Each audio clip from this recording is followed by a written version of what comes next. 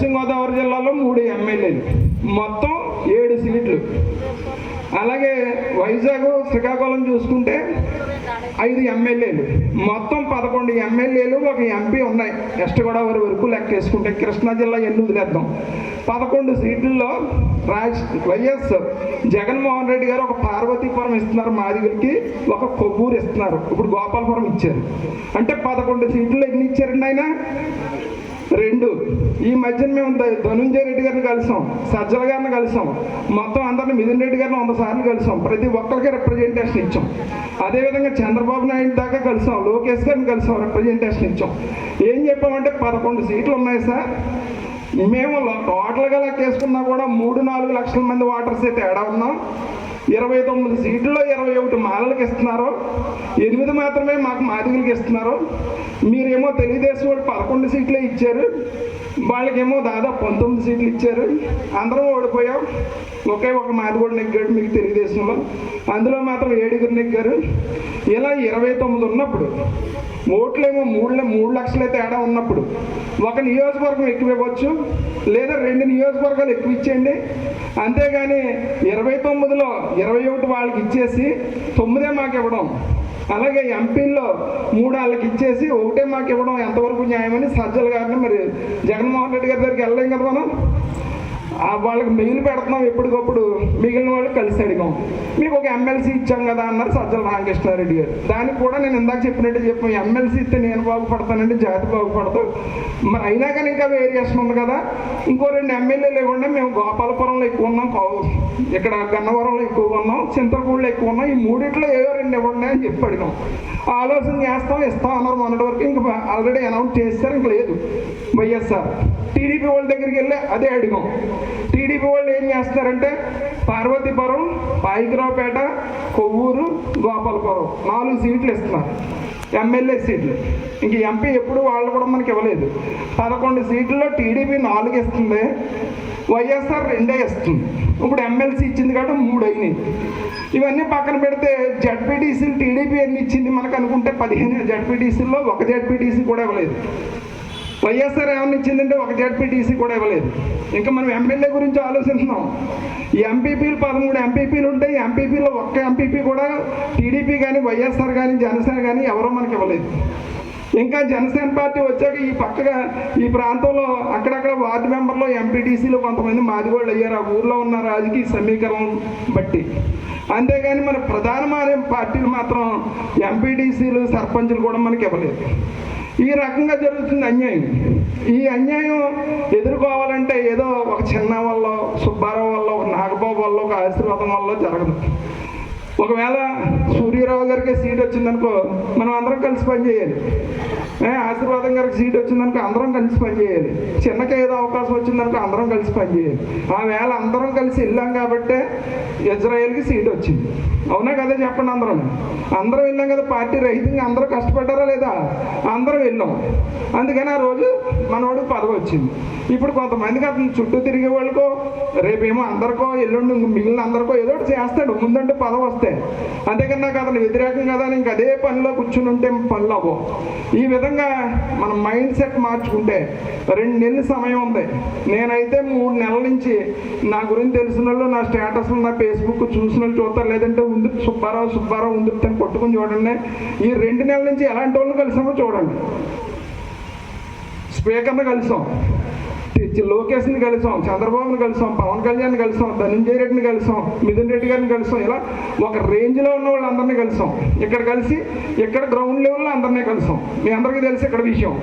ఈ విధంగా ఒక ఊపు అయితే తీసుకొస్తున్నాం. కోనసీమలో మాత్రం ఇవ్వకపోతే కుదరదని, దీన్ని కంటిన్యూ చేయాలంటే ఇలా ఏదోటి సభలో సమావేశాలు జరగాలి. అలా జరిగినప్పుడు ఖచ్చితంగా మనకి రాజకీయ అవకాశాలు వస్తాయి. అవి వస్తే ఎవరైనా సరే స్థానికత చూస్తారు. ముందు మనం పెట్టకూడదు ఆ లింకు. ఇప్పుడు ఎవరికో ఇస్తున్నారు, రమేష్ బాబుని ఎంపీని పరిశీలన చేస్తున్నారు టీడీపీ వాళ్ళు. వెంటనే ఇప్పుడు రమేష్ బాబు గారు ఇక్కడ ఎంపీగా దిగుతారు. ఎవడైనా వ్యతిరేకిస్తాడా? ఎవరు బాలయోగ్ గారు అబ్బాయిని అమలాపురం ఎమ్మెల్యేగా పోటీ చేస్తున్నారని చెప్తున్నారు. ఆయన ఎమ్మెల్యేగా పోటీ చేస్తారంటే పార్టీ నిర్ణయం. మనం అందరం మోసుకుని వెళ్ళి ఓట్లు వేస్తాం. ఈ విధంగా జరుగుతూ ఉన్నాయి కార్యక్రమాలు. దయచేసి సోదరులారా, ఇప్పటికైనా సరే రేపు పొద్దున వచ్చేటప్పుడు ఎంపీటీసీ, సర్పంచ్, జడ్పీటీసీ ఎన్నికల్లో కానీ, ఈ మార్కెట్ కమిటీ డైరెక్టర్లో కానీ, మరో దాంట్లో కానీ మీరు నామినేటెడ్ పదవుల్లో ముందుకెళ్ళాలి. ప్రజల నుంచి ఎన్నికైన పదవుల్లో మేము పోటీలో ఉంటామని మీరు గ్రామ స్థాయిలో ముందుకు రావాలి. ఖచ్చితంగా మనం ఎక్కువ మంది ఉన్నాం, ఈ సమాజానికి సేవ చేసిన జాతిగా ఉన్నాం కనుక మందకృష్ణ నాయకత్వంలో కానీ, మరో నాయకత్వంలో కానీ ఈవేళ వరకు మనం ఉద్యమాలు చేస్తూనే ఉన్నాం కనుక భవిష్యత్తు న్యాయం మన వైపు ఉంది కనుక మనం ప్రతి పార్టీకి జిందాబాదులు కొట్టి జెండాలు కట్టి ప్రతి నాయకుడిని కూడా మనం అభిమానిస్తున్నాం, అందరం ఎక్కిస్తున్నాం కనుక దేవుడు మన వైపు ఉంటాడు. ఖచ్చితంగా రేపు రాబోయే ఎన్నికల్లో కోనసీమ జిల్లా నుంచి అన్ని పార్టీలు కూడా ఒక మాదిగలకి సీట్ ఇచ్చే విధంగా డిమాండ్ చేద్దాం. వస్తే ఇక్కడ వాళ్ళు అందరూ మన వాళ్ళే పోటీ చేస్తారు అన్ని పార్టీల నుంచి.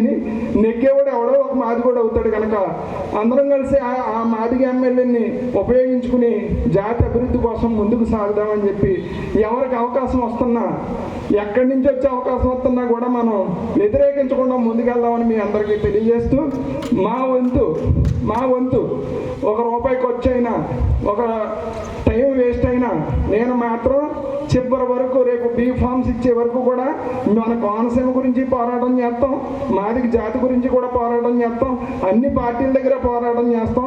ఇంతకు ముందు మాదిరిగా వదిలేసి ఇలా కాకుండా ఏదో ఒకటి సాధించే విధంగానే మేము పోరాటం చేస్తామని మీ అందరికీ హామీ ఇస్తూ, అలా పోరాటం చేయడం వల్లే, మీలో చాలామంది సహకరించడం వల్లే ఎప్పుడు లేని 77 సంవత్సరాల్లో ఎమ్మెల్సీ సాధించుకున్నాం.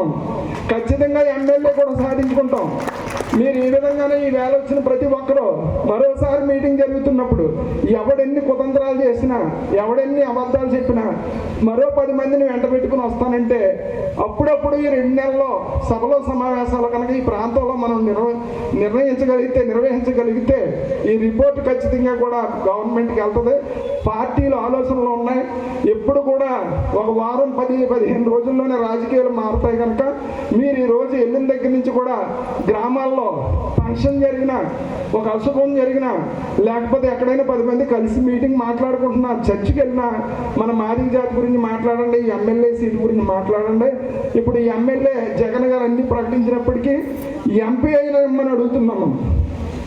ఎంపీ ఇచ్చినా కూడా మాదిగలు అందరూ వేస్తారని చెప్పి రిపోర్ట్ వాళ్ళ దగ్గర ఉన్న ఆలోచనలో పడ్డారు. ఖచ్చితంగా అది కూడా జరుగుతుంది. ఏది వచ్చినా కూడా మనం ఐక్యంగా ఏ పార్టీ అయితే ముందు అనౌన్స్ చేస్తుందో, ఏ పార్టీ అయితే మన మాదిగ బిడ్డలకు సీట్లు ఇస్తాయో ఆ పార్టీకి మనం వెనుదన్నుగా ఉంటామని చెప్తున్నాం. ఆ విధంగా మనం ముందుకు వెళ్దామని చెప్పి ఏ పార్టీ టికెట్ ఇచ్చినప్పటికీ ఆ పార్టీ అభ్యర్థిని మాత్రం గెలిపించడానికి మన అందరం ఇండివిజువల్గా, వ్యక్తిగతంగా ఏ పార్టీలో ఉన్నప్పటికీ సీట్ ఇచ్చిన పార్టీకి మనం కష్టపడి పనిచేద్దామని చెప్పి మన అభ్యర్థిని నెగ్గించుకునే విధంగా తీర్మానం చేసుకున్నామని మీ అందరికీ నేను విజ్ఞప్తి చేస్తూ, మనం ఆ సోదరిమని చెప్పినట్టు ఇంకా ఐక్యత సాటుకోకపోయినా, మనలో ఒక నిస్వార్థమైన బుద్ధి లేకపోయినా, నీతి నిజాయితీ లేకపోయినా చారిత్రాత్మకమైన మాదిగ జాతి చరిత్రహీనంగా అయిపోయే పరిస్థితి కనపడతా ఉంది. అలా కాకుండా మనం చారిత్రకారులం కాబట్టి, మనకు చరిత్ర ఉంది కాబట్టి మనం మళ్ళీ చరిత్రకారులు అయ్యే విధంగా మన వంతు మనం కృషి చేద్దామని చెప్పి ఎప్పటికీ కూడా మేము ఈ కోనసీమ జిల్లాతో మరొకటి చెప్తున్నాను, రేపు 26లో కానీ 29లో కానీ పునర్విభజన జరుగుతుంది. పునర్విభజన జరిగినప్పుడు ఒక ఎంపీ ఉంటుంది, ఒక ఎమ్మెల్యే మాత్రమే ఉంటుంది ఈ జిల్లాలో. ఇంకేముండవు, 3 ఎమ్మెల్యేలు. ఏదైనా అడిగితే ఇప్పుడే అడగాలి మనం గట్టిగా. ఒక ఎంపీ, ఒక ఎమ్మెల్యే ఉంటారు. మిగిలిన ఎమ్మెల్యేలు 2 కూడా ఒకటి కాకినాడ జిల్లాకి వెళ్ళిపోతే, మరొకటి ఈస్ట్ గోదావరి జిల్లాకి మారిపోతాయి. ఆ విధంగా ఇక్కడ ఒక ఎమ్మెల్యే, ఎంపీ మిగులుతారు. 77 సంవత్సరాలు మన సోదరులు అనిపించేశారు. మనం ఏదైనా పొందుదామనేటోడికి అవకాశాలు తగ్గిపోతున్నాయి. చూస్తున్నాడు కాలుతాయి. 4 సీట్లో 2 అయిపోతాయి. ఆ 2లో ఒకటైనా మనకి ఇచ్చే అవకాశం వస్తుంది ఇక అప్పుడు కానీ సాధించగలిగితే. ఆ విధంగా మనం పని చేయాలని చెప్పి మరి ఎక్కువ సమయం తీసుకున్నందుకు అన్నయ్యని క్షమించమని మీరు అందరూ కూడా ఇంట్రెస్ట్గా ఉన్నారు కాబట్టి మీ అందరికీ ధన్యవాదాలు తెలియజేస్తూ సెలవు తీసుకుంటాం. Thank you.